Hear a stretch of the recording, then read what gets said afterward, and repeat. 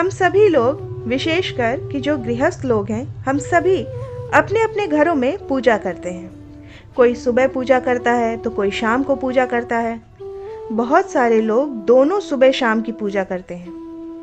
तो आज के इस अंक में हम इसी विषय पर चर्चा करेंगे कि आप कैसे जान सकते हैं कि आपकी पूजा जो है वो सही दिशा में जा रही है।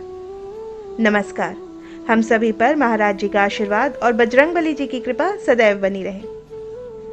सुबह और शाम की पूजा जो की जाती है नियमित रूप से, वो बहुत ज़्यादा प्रभावशाली होती है, जो आपके जीवन में बहुत सारे ऐसे बदलाव लाती है जो कि अध्यात्म मार्ग से जुड़े होते हैं। और साथ ही इस पूजा से आप अपने इष्ट देव की शक्तियों को भी जागृत कर सकते हैं। हालांकि नियमित रूप से जो पूजा की जाती है उसमें कोई विशेष सामग्री का इस्तेमाल नहीं होता, केवल दीपक लगाया जाता है, धूप बत्ती या अगरबत्ती लगाई जाती है।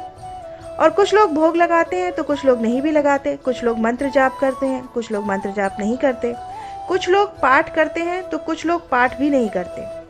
कुछ लोग चालीसा का पाठ करते हैं तो कुछ लोग सहस्त्रनाम स्तोत्र का पाठ करते हैं। तो अलग अलग प्रकार से हर किसी की पूजा होती है। पर हाँ, ये है कि एक दीपक लगाकर धूप बत्ती या अगरबत्ती अवश्य लगाई जाती है। यहाँ पर यही इतना प्रभावशाली होता है कि उसके अनुभव भी आपको अपने जीवन में महसूस होते हैं। आपको ये महसूस होता है कि आपकी जो पूजा है वो सही दिशा में जा रही है।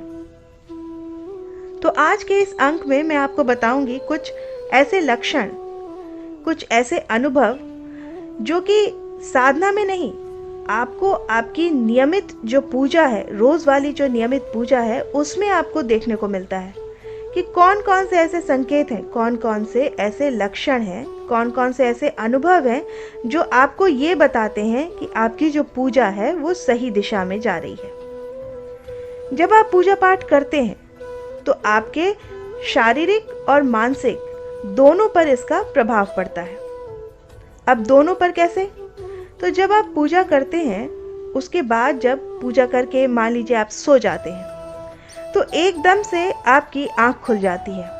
ऐसा कभी कभार आपने देखा होगा, सोते सोते एकदम से आपकी आंख खुलती है और घड़ी में जब आप समय देखते हैं तो 3 से आगे का समय होता है।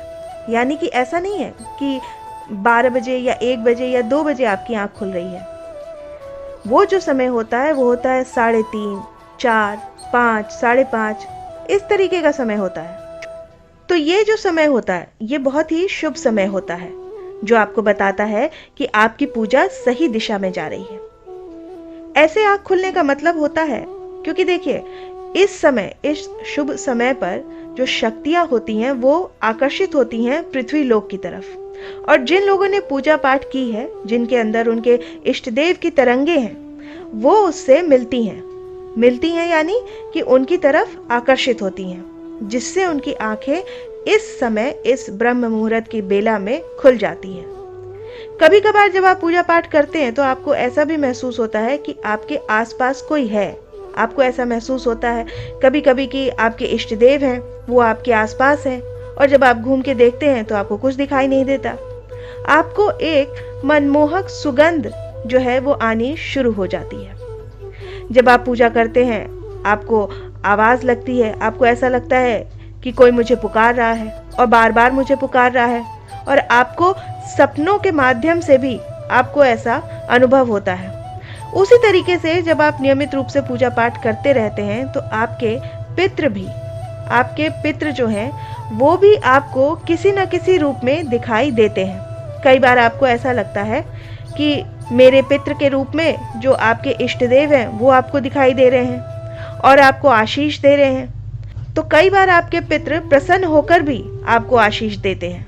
कई बार ऐसा होता है कि आप जब पूजा करते हैं अपने इष्ट देव की और इष्ट देव को भोग लगाते हैं, पर आप अपने पितरों को भोग नहीं लगाते, तो उस अवस्था में आपके पितृ आपको इस रूप में दिखाई दे सकते हैं कि वो आपके घर के बाहर खड़े हैं, या घर के बाहर खड़े होकर आपसे भिक्षा मांग रहे हैं, या फिर आपके घर के अंदर आकर वो आपको जगा कर ये बोल रहे हैं कि हम भूखे हैं।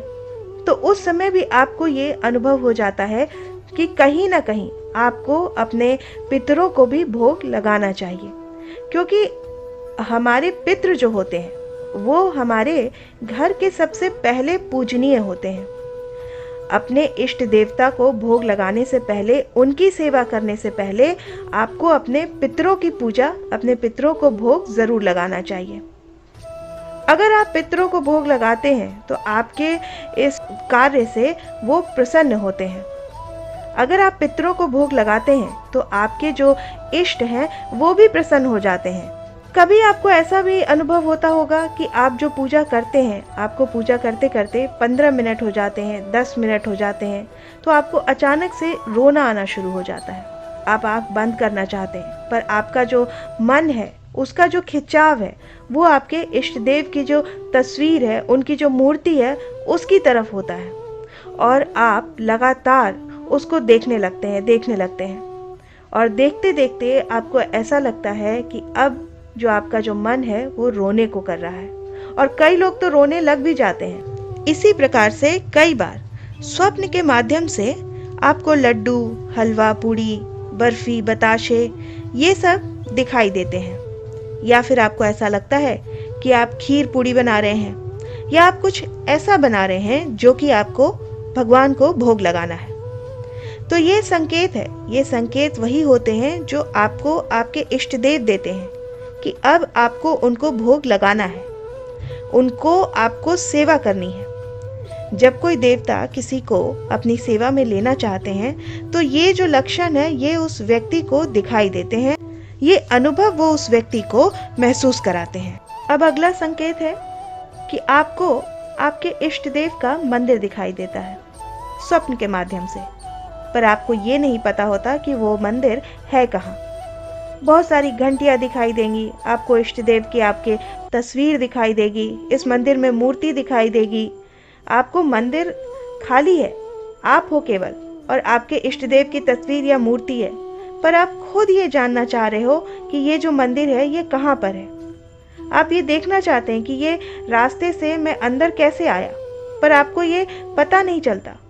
पर धीरे धीरे जैसे जैसे आप आगे बढ़ना शुरू कर देते हैं पूजा पाठ में, अध्यात्म मार्ग में, वैसे वैसे आपको वो सारे के सारे जो प्रश्न होते हैं आपके मन में, उनके उत्तर आपको धीरे धीरे मिलने लगते हैं। पर हाँ, ये है कि ईश्वर की कृपा से, आपके इष्ट की कृपा से आपको उत्तर अवश्य प्राप्त हो जाते हैं। सांसारिक चीज़ों को कई बार आप स्वप्न में देखते हैं। सांसारिक चीज़ों को देखकर आपको ऐसा लगता होगा कि मुझे भी ऐसा होना चाहिए, जैसा समाज कर रहा है मुझे भी ऐसा करना चाहिए, जैसा समाज पहन रहा है मुझे भी वैसा पहनना चाहिए। पर धीरे धीरे जब आपको इस तरह की सोच आती है तो आपके अंदर से कोई आपको पीछे खींचता है, कोई आपको रोकता है। आपको ऐसा महसूस होता है कि नहीं नहीं, मुझे ऐसा नहीं चाहिए, मुझे ईश्वरीय भक्ति में ही लगना चाहिए, मुझे प्रभु की भक्ति में ही लगना चाहिए। ये सब तो दिखावा है जो कि इस सांसारिक तौर पर है, और जो सच्चाई है इस दुनिया की, सच्चाई यही है कि मोक्ष की प्राप्ति, ईश्वरीय भक्ति की प्राप्ति। तो आपको कोई ऐसा लगता है कि आपको कोई खींच रहा है अंदर से, कोई आपको उस कार्य को करने से मना कर रहा है जिस कार्य में आपकी कोई भलाई है ही नहीं, जो कार्य आपके अनुकूल है ही नहीं, उस कार्य को करने से आपको कोई रोक रहा है। तो ये जो कार्य हैं, ये जो अनुभव हैं, ये जो संकेत हैं, ये उस समय के हैं जिस समय पर आपकी पूजा, आपकी भक्ति ईश्वर तक पहुंच रही है, आपके इष्ट तक पहुंच रही है। वैसे मैंने आपको जैसे बताया कि शिवलिंग दिखना, मंदिर देखना, मूर्ति दिखना, उसी प्रकार माता की पूजा में किसी सुंदर बच्ची का दिखना जिसने श्रृंगार किया हुआ है, या फिर अपने गुरुदेव का दिखना, किसी महान संत को स्वप्न में देखना, तो ये सभी जो हैं ये सभी संकेत होते हैं, ये सभी आपके पूजा के संकेत होते हैं, आपकी भक्ति को दर्शाते हैं।